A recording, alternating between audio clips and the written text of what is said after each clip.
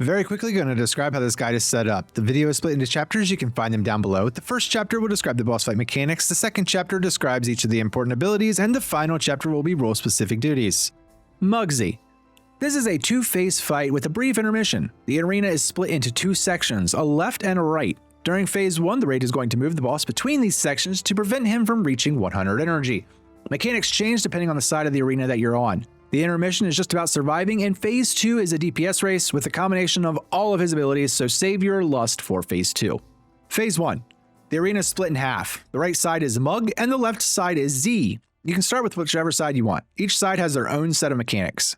There are a few things to keep in mind for switching. First, if the boss reaches 100 energy, he wipes the raid, so you want to switch between 90 and 95 energy. Second, the boss does not have to actually cross the line. It is based off of the raid. So if most players run to the other side, it will trigger the boss to switch. Third, each time MugZee switches sides, he will deal a bunch of raid damage over 6 seconds and apply a debuff that constantly ticks damage. This debuff stacks, so the more you switch sides, the more raid damage is going to go out. One final note, every 5 seconds, the boss gains a stack of MugZee. This increases the boss's damage by 1% with each stack. Each time you switch sides, it does remove 10 stacks of MugZee. Now let's cover the sides, starting with the left side, Z.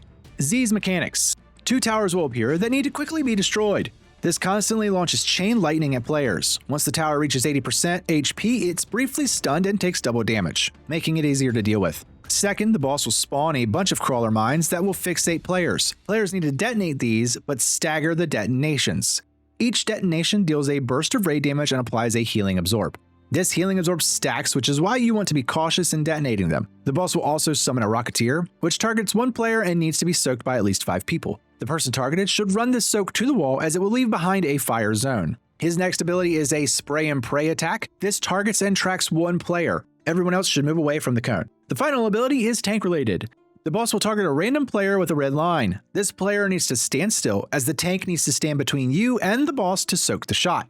After it goes off, the player that was targeted will have a ring around them that will explode after a few seconds, so stay away from others. The tank that's soaking should pop a defensive because it reduces the amount of damage done to the player that was targeted. The tank also has a 45-second debuff applied to them, so the swap should happen right after this goes off. As a last note, all of these abilities will detonate crawler mines if they are hit, so be aware of where they are. Now, let's switch to the right side. Mug's mechanics. The main mechanic here is Earthshaker Gowl. 2 players will have brown soaks targeted on them. Ideally, you want to place these circles close, but not overlapping. You also want at least 4 to 5 players in each soak. Players inside will be trapped with an Earth Elemental. Those players will need to quickly kill this ad and interrupt their Pay Respects ability, as it shields the boss. The ad only has a frontal cone attack, so just avoid these and you shouldn't be in any real danger of dying. Once killed, the Elemental will explode, knocking players backwards, breaking the walls where they can rejoin the fight. 2 more minor abilities. Frost Shatter Boots. Several players' feet are encased in ice, causing them to slide around for a few seconds. Storm Fury Finger Gun targets and tracks one player. Everyone should move away and watch for the circles. For tanks, make sure you keep the boss away from the Earth Elementals as he will enrage them. Molten Gold Knuckles is his tank buster. This is a frontal cone attack, so keep the boss facing away from the raid.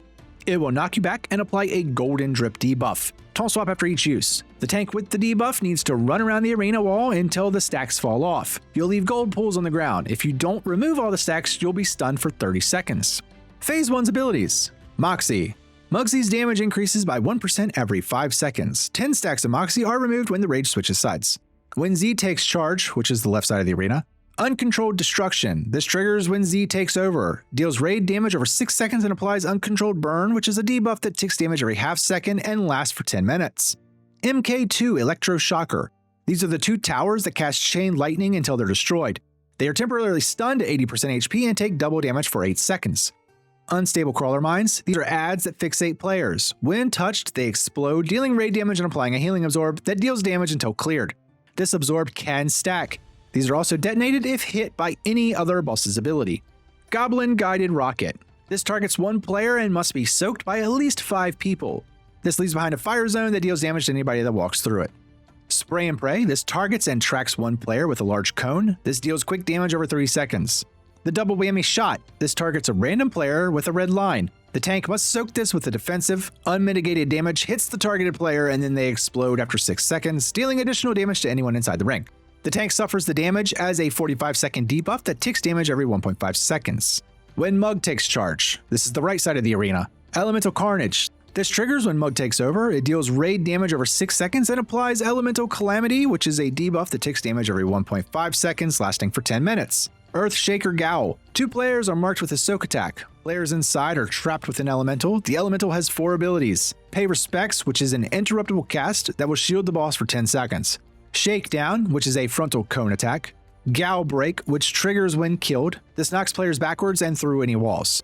Enraged, this triggers if the elementals overlap, the boss is too close, or there are no players within melee range of the mob. It increases their damage and speed by 500%.